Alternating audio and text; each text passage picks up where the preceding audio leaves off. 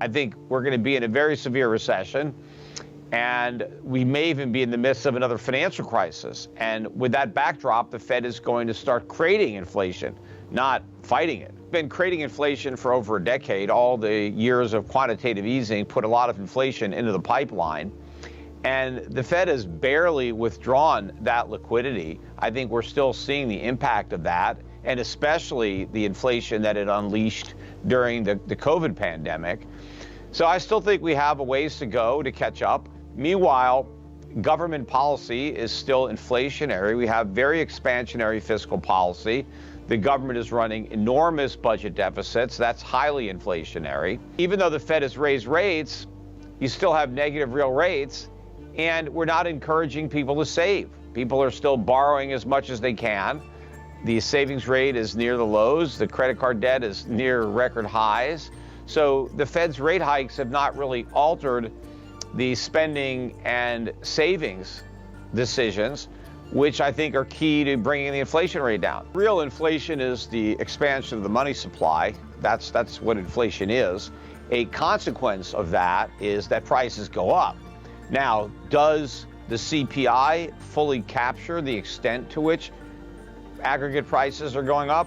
I don't think so, and I think that's deliberate. I think the CPI was designed to give you a low reading because the politics of the number, the government made it up. It's like a scorecard on government policy, and obviously the government wants to get a good grade. And so the CPI was designed to make inflation lower, just like the unemployment rate was designed to be low, the GDP number was designed to be high. Nobody in Washington actually has the stomach for paying the bills. That's why they want to avoid that by raising the debt ceiling. But raising the debt ceiling will permit more debt, more spending, and more inflation. And that's where we're headed. Well, the reason prices are going up is because prices are going up. No, I mean, but the question is, why are all prices going up? Why are wages going up?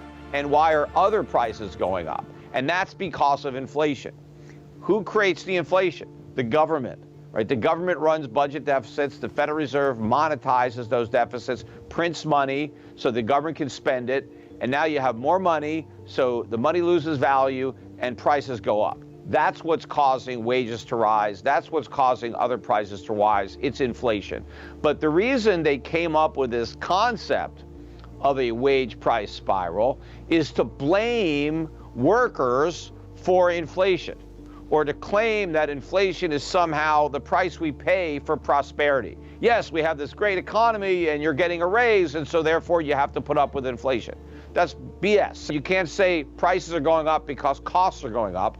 Costs are prices. And so prices don't go up because prices go up. They go up because the money supply is expanded.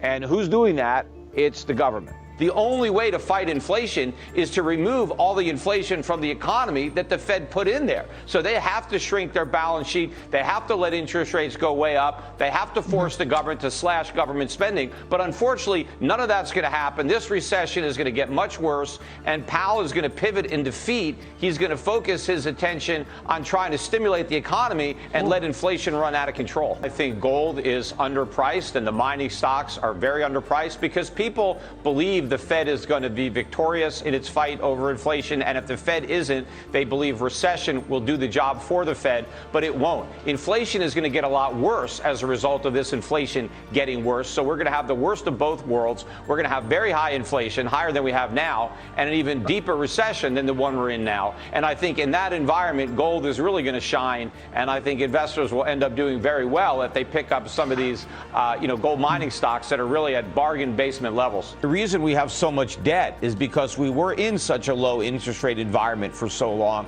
thanks to the Fed. And now that the Fed has to raise interest rates, it's basically pulling the rug out from under the economy, because now the debt is completely unsustainable. Obviously, with all the debt that we have, nobody, including the federal government, can afford to service the debt, but we're not going to get a hold of inflation until we cut government spending. We've got to get rid of these deficits that the Fed is monetizing, and nobody in the Biden administration is talking about reducing government spending. In fact, all their plans are to spend even more money, when they're supposedly complaining about inflation. Inflation is the tax that we're paying to finance all their spending.